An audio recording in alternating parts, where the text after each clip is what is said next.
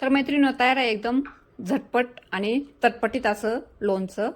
मिरचीचं आणि लिंबाचं लोणचं एकदम बनवायला सोपं आहे, खायला सुद्धा अप्रतिम लागतं. त्याचबरोबर एकदम लोणचं बनवण्यासाठी काही महत्त्वाच्या टिप्स मी तुमच्याशी ऑलरेडी शेअर केलेल्या आहेत. तुम्ही त्या टिप्स फॉलो करून असं लोणचं बनवू शकतात. हे लोणचं आरामात मध्ये वर्षभर टिकेल. आजच्या व्हिडिओमध्ये आपण बघणार आहोत लिंबू आणि मिरचीचं लोणचं. एकदम सोप्या पद्धतीने मी तुमच्याशी रेसिपी शेअर करणार आहे. त्याचबरोबर हे लोणचं बरेच दिवस टिकण्यासाठी खूप सारे मी तुमच्याशी टिप्स पण तुम्हाला शेअर करणार आहेत. त्यासाठी व्हिडिओ पूर्ण बघा. व्हिडिओ आवडल्यास व्हिडिओ लाईक करा, शेअर करा, चॅनल सबस्क्राईब करा. आता सगळ्यात अगोदर आपल्याला हे लिंब मी पाण्यामध्ये 10 ते 15 मिनिटं थोडे भिजत घातले होते. ते भिजत का ठेवलेले, थोडेसे हे फुले जातात त्याच्यामुळे हे कापायला सोपे पडतात, त्याच्यामुळे ह्याला भिजत ठेवलेलं. आता व्यवस्थित भिजल्यानंतर आपल्याला हे स्वच्छ धुवून घ्यायचे आणि एका कपड्याने छानपैकी याला पुसून घ्यायचे. आपल्याला स्वच्छ धुवून घेतलेलं. आता या कपड्यामध्ये ठेवल्यानंतर आपल्याला एकदम व्यवस्थित असं पूर्ण कोरडे होईपर्यंत छानपैकी पुसून घ्यायचं. अजिबात पाणी राहिले नाही पाहिजेत, म्हणजे जर याला थोडासा पाण्याचा अंश जरी शिल्लक राहिलात ना तर आपलं लोणचं खराब होण्याची शक्यता खूप जास्त असते. म्हणून आपल्याला पूर्णपणे कोरडे होईपर्यंत याला व्यवस्थित पुसून घ्यायचं. जर वजनीप्रमाणे बघायला गेलं ना तर जवळपास याचं वजन पावशेरच्या आसपास आहे. मैत्रिणी, मी उन्हाळ्यामध्ये कैरीच्या लोणच्याची रेसिपी तुमच्यासोबत शेअर केली होती. तुम्ही तिला खूप छान असा प्रतिसाद दिलेला, त्याच्याबद्दल तुमच्या सगळ्यांच्या मनापासून धन्यवाद. मिरच्या मी अगोदरच धुवून व्यवस्थित घेतल्या होत्या तुम्हाला सांगितल्याप्रमाणे. आता आपल्याला काय करायचं, हे एकदम काप करून घ्यायचे. मिरच्या जवळपास 100 ग्रॅमच्या आसपास मिरच्या आहेत. लिंबाचं लोणचं बनवतो त्याच्यामुळे लिंबाचं वजन थोडं जास्त ठेवलं आणि मिरच्या फक्त त्याला एकदम चव येण्यासाठी आणि चटकदार बनवण्यासाठी ही मिरची घेतली, त्याच्यामुळे मिरचीचं प्रमाण कमी घेतलेलं. आता याला सगळ्यांना आपल्याला व्यवस्थित बारीक कट करून घ्यायचं आहे.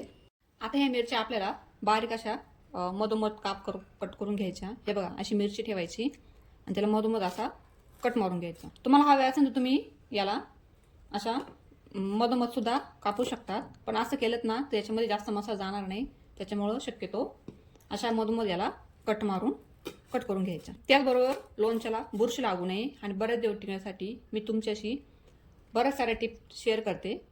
त्या टिप्स तुम्ही फॉलो करा आणि योग्य पद्धतीने लोणचं भरा. हे लोणचं बनवलं ना जवळपास वर्षभर लोणचं तुमचं टिकेल.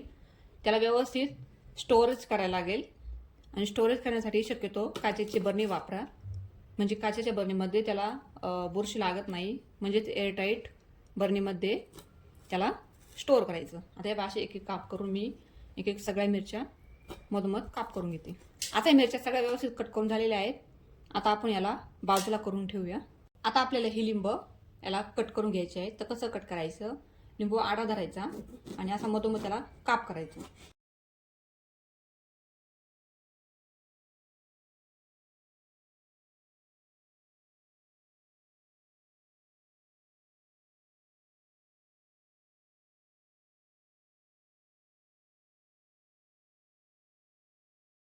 तर आपल्याला ह्या आकारामध्ये म्हणजे एका लिंबाच्या 8 फोडी करायच्या, एकसारख्या करून घ्यायच्या, म्हणजे कसं लिंबाचं लोणचं बनवताना याचं कमी जास्त आकार होणार नाही.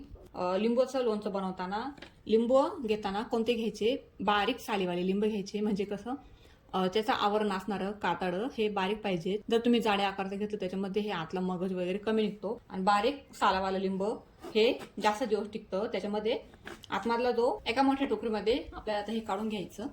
मी लिंबाच्या फोडी डायरेक्ट टाकून घेतलेल्या, हे मिरच्या सुद्धा आपण टाकून घेतल्या. आता आपल्याला लोणच्यासाठी लागणारा मसाला बनवून घ्यायचा आहे. इथे 1 वाटी धने घ्यायचे आपल्याला, त्यानंतर 1 वाटी आपली मोहरीची डाळ घ्यायची.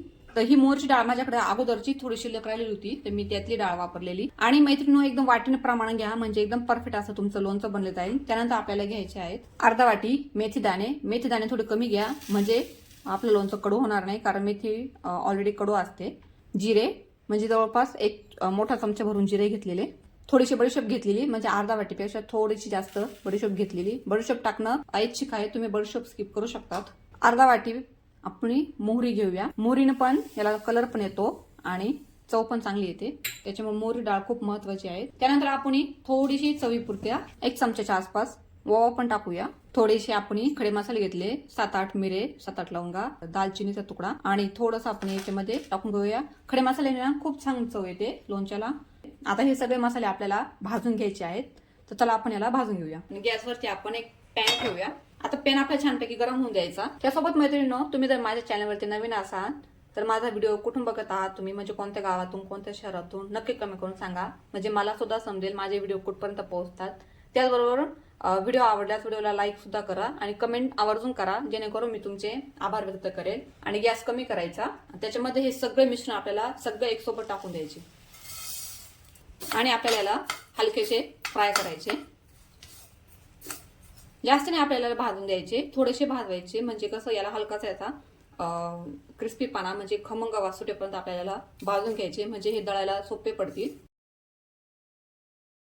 फक्त 2 ते 3 मिनिटं याला हलक्या हाताने भाजून घ्यायचं. गॅस हा कमीच ठेवायचा.